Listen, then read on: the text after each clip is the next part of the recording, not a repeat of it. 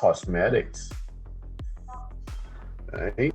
Now, Uh, Azazel and Sanjaza also, there's a few things that are involved with those two names because these go directly to, like when you were talking about the revolt with the Jews. Okay, Azazel especially is a name that really sticks out there, and Semjaz I believe has to do something with the shining of the sun or something of that nature.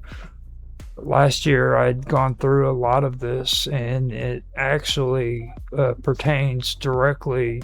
There's a lot of things that are very suspicious, especially when it comes to the Dead Sea Scrolls and the leader of the revolt who was involved in that, because they directly relate to these names. Um, and it's really weird how that works out.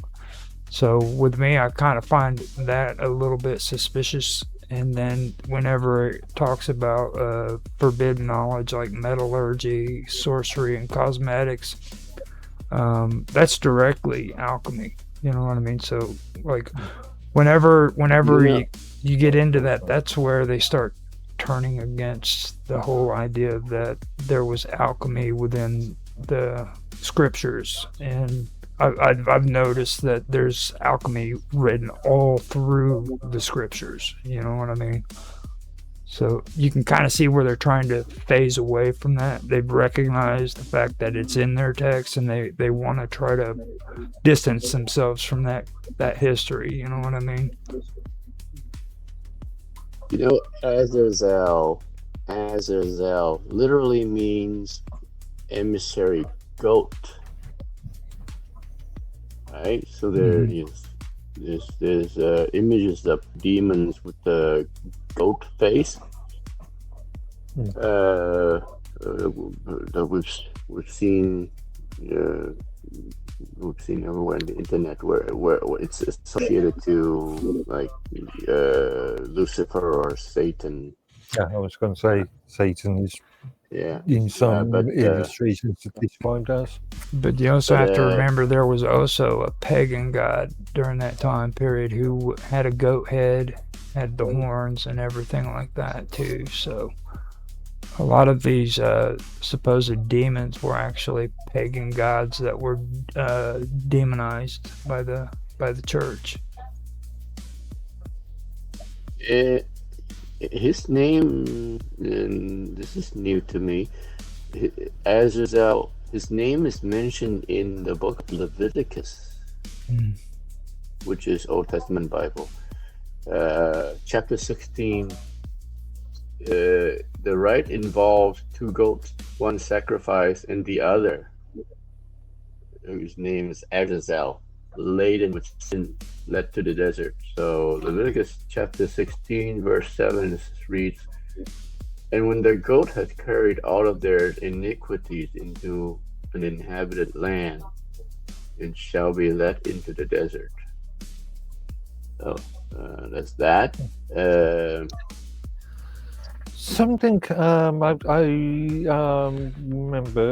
It's interesting that you are describing these angels as male, because yeah, I think it was a couple of weeks ago you were talking about the possibility of copulation. This book literally, the book of Enoch Yeah, literally refers to the watchers as male. That's why Yeah. they're yeah, and copulating with women. a couple of months ago, I think it was just before Christmas, I remember Vicky from the Fixins, our Wednesday stream, and Roger was talking about are angels meant to be sexless? No, that was you. You're the one actually mentioned that because, Okay. but and it's a good question too because a lot of people do talk about that. Like, did they have a gender or not? You know what I mean? I don't ever recall a verse even in any of the texts that states if they were genderless or not. To be honest. all the angels in the Old Testament, when it appears to somebody, they appear, they manifest themselves as male, right? Mhm. Like in the Joseph's dream, Mary's meeting with Gabriel, right? Yeah. Uh, what else? Was the angel Raphael in the Old Testament guided? What's his name? Um,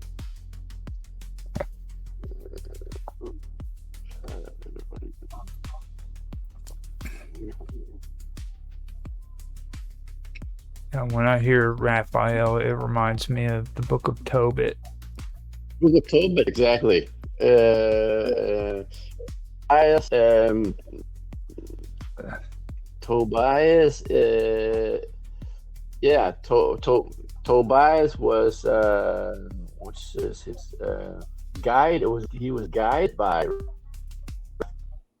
the journey that his sent to ask the what's the girl Rachel in America, and Raphael was sent to guide on the journey, and during the journey, Mm-hmm. this refers to him as Now, when um, I think your mic is starting to mess up again. Like you got all choppy there. I don't know, You nothing I can do but you might slow have him down. you might have Raphael on your heels trying to subvert your awesome live stream. Getting excited again. Yeah, My, there you go. Starting to sound a little I better. mean, Now, when with me, what I remember this really sucks. This, what I remember really about Tobit, the Book of Tobit, was she ended up getting married and her husband died. Now, when Tobias is the guy. Tobias is the man getting what's his name? well, see, this is a second wedding though, is what I'm under the impression because like when I read it, what happened was is first how the story starts out is she gets married and the husband dies. Now it's a shame, Rachel, wasn't it? right? Oh, Sarah. Sarah Yeah, was. right. Yeah, So she was by the demon Adam's days. Seven husbands die mhm. before consummate. And then, out of shame, the father buried the body in the backyard so that nobody would know that he had died. Because that was a customary thing that the Jewish did. Like, first of all, the Book of Tobit also mentions like you never touch dead bodies and you never lay out in the open. And that was what the whole thing was really about. It was so they start talking about like these customs that you're never supposed to do, and it comes down to this marriage that's supposed to take place. I don't know. I'm just looking at it from a much more practical side. I mean, if you've got rotting bodies, obviously you're going to have to cover them. Well, she did it, or he did it actually in the middle of the night, so that nobody would see him burying the dead body. You know what I mean? So he was already committing a sin, I guess you could say. You know what I mean? He was already. No. Burying the dead is the corporate work. Well, he's trying to hide. He's trying to hide his shame from the rest of the world because it was shameful to him in the eyes of God that his daughter's husband had died, before consummation. You see what I mean? Yeah. Okay. Right. So we got down to this tangent because And the angels of watchers. and, I think the church and teaches as well. well, Raphael. My whole point is like Raphael was actually a watcher. He was a bad guy in this story. Okay, and he was up to no good, and I believe it was Michael. I believe it was had to chase him to Egypt, and he was bound. I believe Which are you reading? the Book of Tobit. It's the Book of Tobit. Raphael was Tobit. Randy Sarah. It's a The demon addict. yeah. You're breaking Am up. I reaching out again? I can't hear a word you're saying. Cutting every other word of you. Yeah. Jeez. See, that's what Let happens. me He's gonna back out and come back in. most likely. Yeah, he's going to try again. That's what, Might have some hardware problem, maybe. yeah, the Book of Tobit. I can probably drop this down and pull it back up because it's very important when it comes to that.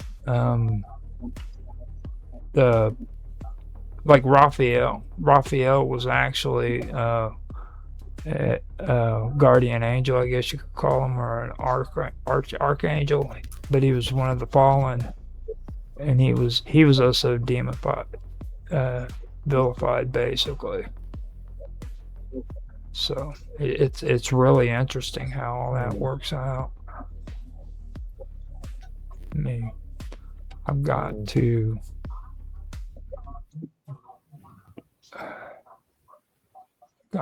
drop that window capture, and I'll pull up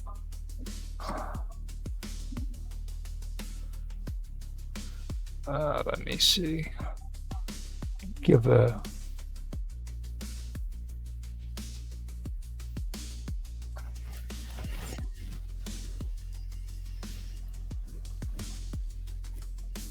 second here.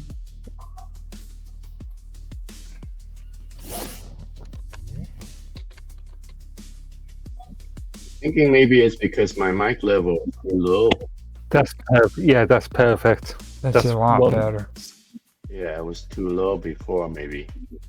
Okay. Well, Jitsi, you also have to take Jitsi into considerations. See how long this lasts. It seems to be readjusting itself automatically. Okay, so the Book of Tobit, I pulled up the information, and it's a deuterocanonical wisdom tale from the 3rd and 2nd century BC. It focuses on piety of a blind Israelite named Tobit and his son Tobias, who is aided by the angel Raphael. Now, that's what I was saying. Now, after Tobit is blinded and Sarah is tormented by a demon, okay, Raphael is the one who guides Tobias to marry Sarah. Yeah, and Raphael is one of the archangels, man. You can't compare him to fallen angels. He's one of the good guys. Actually, he's not. Now these days, I don't think they consider him as a good guy. Well, the church still does. You know, he's one of the archangels. Now, Sarah, he guides Tobias to marry Sarah and cures them both, demonstrating God's providence and importance of charity and the necessity of prayer.